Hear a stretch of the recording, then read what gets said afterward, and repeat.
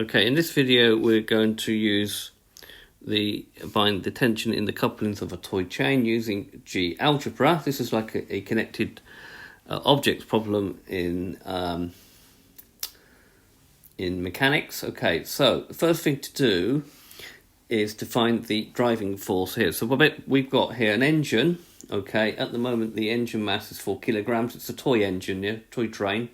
The mass of A is 2.5 and the mass of B is 3.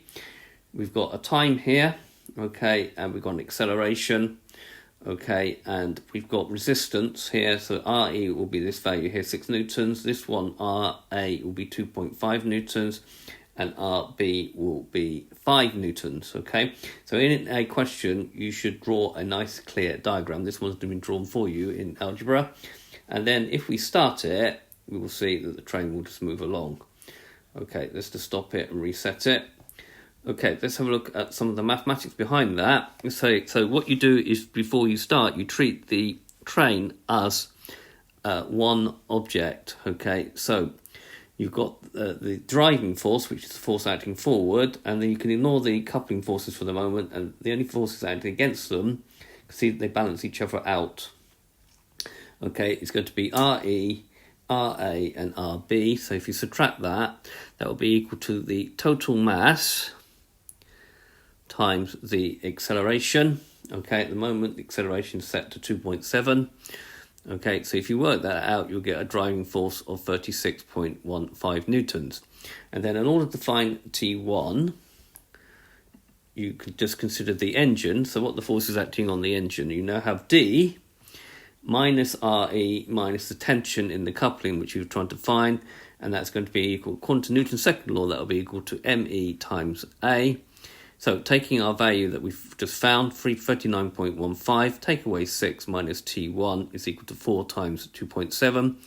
We can calculate T1 by rearranging the equation and get 22.35 newtons. Right, having got that, got two ways now of finding T2. T2 you could consider truck A. Now the forces acting on truck A are T1, and against it in the opposite direction are RA and T2, and that's going to be equal to MA times the acceleration, because Newton's second law. So we take our T1 that we found, which is 22.35 minus 2.5 minus T2, is equal to 2.5 times the mass of the truck A times the acceleration, 2.7. Rearranging that, we get 13.1. However, we could just consider truck B, which you get down here. By the way, the GeoGebra app link will be in the notes of the video. And we're going to get T2 minus RB is equal to MA to MB times A. So we've got T2 minus the resistance here. Okay, so it's going to be T2 minus 5, because it's 5 newtons at the moment, is equal to 3 times 2.7, and you get T2 is 3 times 2.7 plus 5, which gives me 13.1. So in a way, it's better to use this, because this one actually relies you getting this one correct, but you do have a way of actually checking your result. You can see that it will work. Okay, and then you can change these values. Okay, for yourself when you get to the GeoGebra and just play around with it and see what happens. You want to start it, that's where it goes. Nothing really very interesting animation, but that's what will happen. It will go off the screen. Okay. You can make a negative, so it goes the opposite way. Just see what happens. You can see what happens there as well. Okay, so I hope you have understood the video. The GeoGebra app will be in the notes of the video, and I thank you very much for watching.